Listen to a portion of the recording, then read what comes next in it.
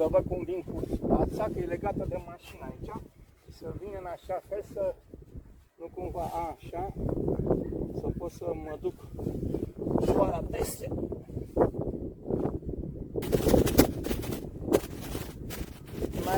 E mai departe, să stai mai aproape. Uitați ce frumos joacă.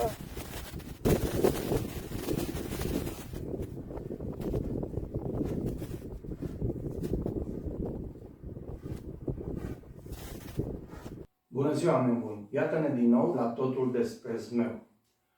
V-am arătat cum se face un zmeu, cum se repară un zmeu, cum se leagă sfoara la gura zmeului, cum se înalță de unul singur, cum te joci cu un zmeu și atâtea. Astăzi o să vorbim despre lupta cu zmeu. Noi ziceam la încurcare, când eram mici, făceam la încurcare. Asta până anii 60-70 a fost cea mai mare preocupare a celor care înălțau zmeurile. De la mic la mare, atunci se făcea, nu numai să înălța zmeul foarte multe, dar se făcea foarte mult la încurcare. Eu începând cu vârsta de 5 ani, știam să fac zmeuri foarte bine și după aceea am învățat și cum să lupt cu zmeul, că așa era atunci. Acum dacă te duci pe litoral sau undeva și încurci un zmeu altuia și îl dai jos, se supără. Dar atunci era o regulă, toată lumea făcea la încurcare. Deci tu înălțai un zmeu și veneau alții să ți-l doboare. Așa era în perioada aceea. Și de asta în anii 50-70, zmeurării au făcut din acest zmeu, l-a făcut foarte performant. Ca să poată să lupte foarte bine.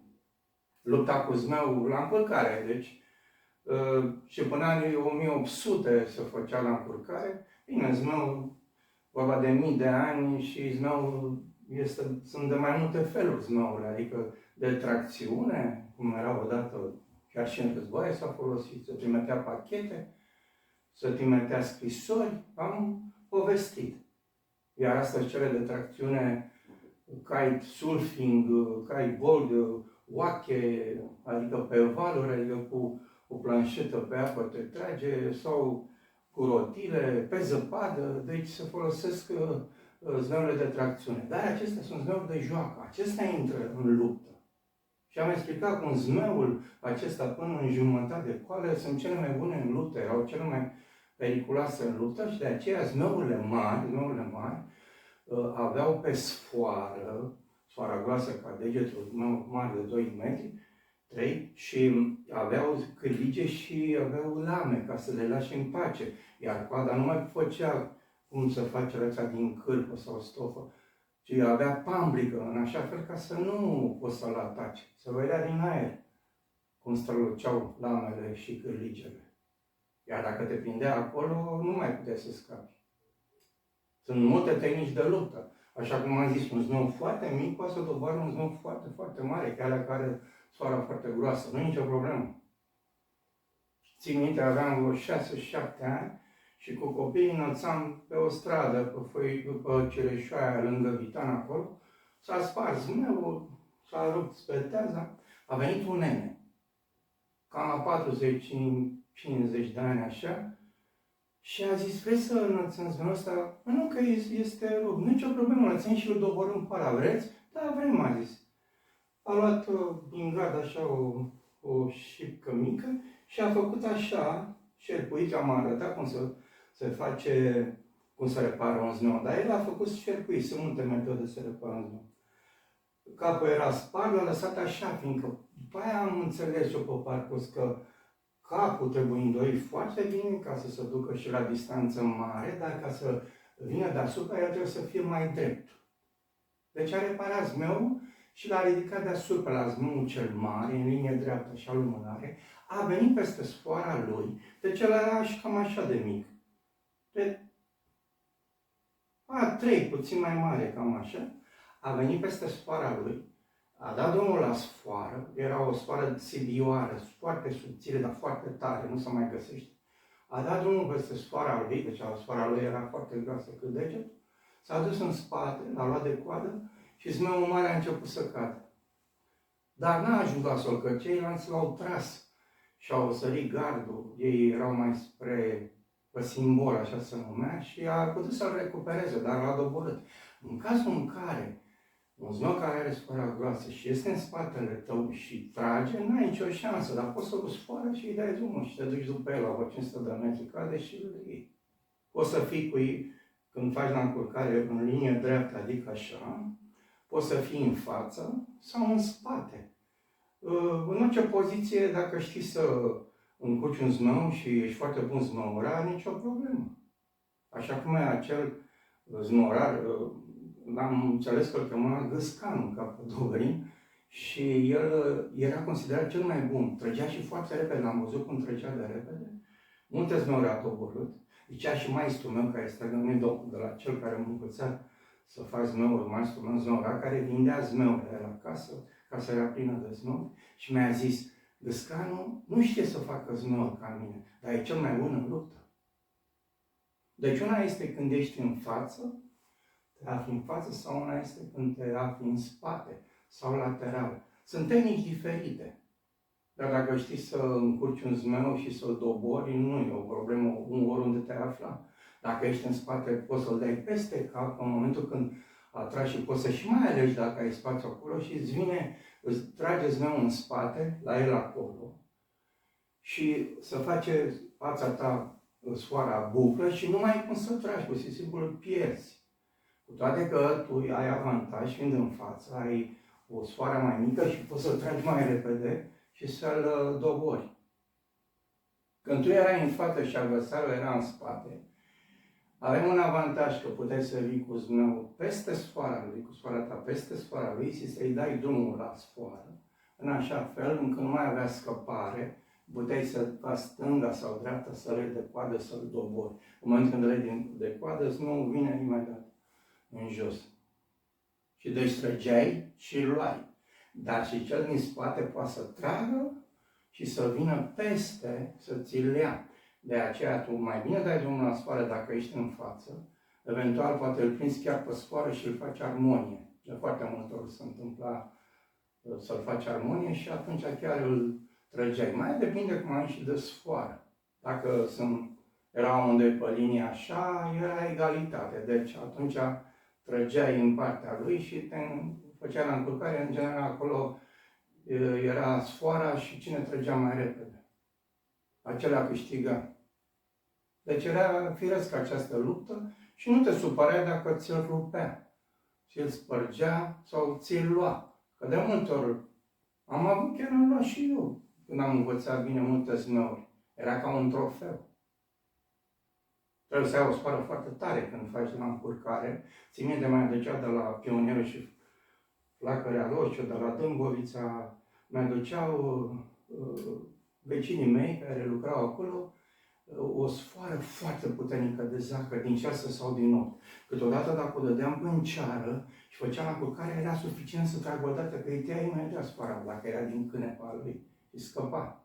Deci asta era regula, obligatoriu, să făcea la încurcare. Țin minte, am făcut așa un zmeu frumos, colorat, de o coală, deci de 2 ori cât ăsta. L-am înălțat și au venit și mi-l-a încurcat. Și ca să nu îl pierd, l-am tras cât am putut de repede și a ajuns într-un copac, l-am tras, l-am rupt. Bine că noi făceam imediat, în câteva ore făceam un zmeu, știam să facem un zmeu. Și știam și lipiciu, știți cum se face lipiciu, v-am arătat. Și în 2-3 ore s-a uscat și puteam să înălțăm.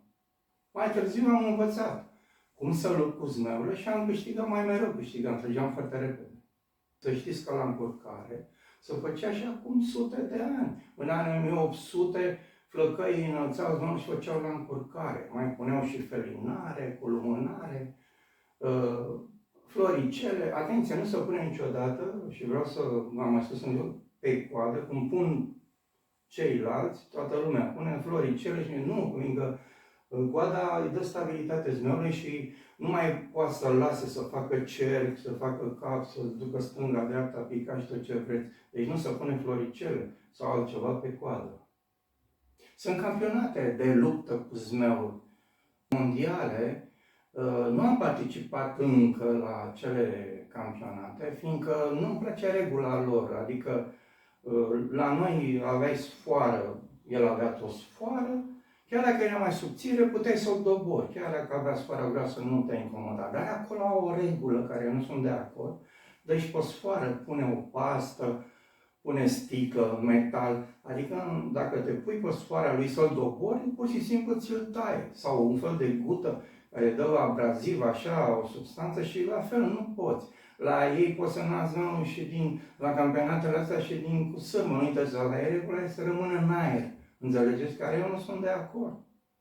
De aceea multe competiții acestea internaționale, multe le-au desființat, nu au mai fost de acord, că și-au tăiat mulți mâinile, capul, gâtul de la cele sfori. Eu am club sportiv și o să organizez eu, după o regulă mai cinstită, adică o luptă cu zmeul mai cinstit, mai dreaptă. Nu așa să te duci și să îți taie sfoara. O să facem un regulament care să iasă cel mai bun câștigător, adică care știe cel mai bine să lupte cu un zmeu. Eu am explicat puțin despre aceste lupte, că nu spune nicăieri, dar nu se găsește scris, nu se găsește nimic. Și am vrut să știți și voi că există și lupta cu zmeu, că a fost la noi în țară, deci până anii 60-70, toată lumea lupta cu zmeu, adică la încurcare. Dacă vreți să învățați cum să face un zmeu, cum se face garda la zmeu, gura zmeului, cum se înalță un zmeu de unul singur, cum te joci cu un zmeu, cum se rupe o sfoară foarte groasă, puteți urmări în cursul meu, totul despre zmeu, unde veți găsi niște date pe care nu aveți de unde să le luați, nu mai stă acei zmeurari de altă dată și deci aș vrea ca să învățați, să duceți mai departe tradiția acestui zmeu care de fapt ne reprezintă pe noi, nu acele trucaflețe. Acesta este zmeul nostru.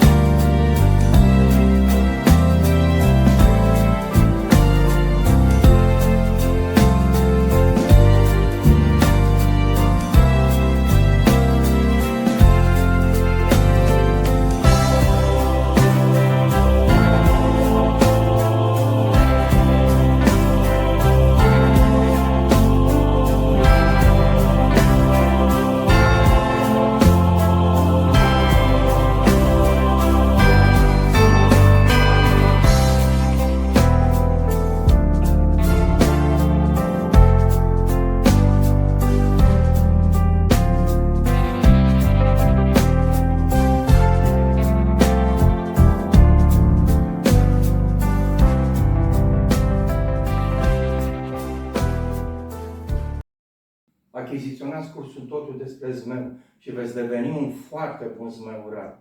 Eu vă mulțumesc foarte mult pentru vizionare și dacă doriți dați-mi like și abonare ca să puteți vedea în continuare și alte videoclipuri.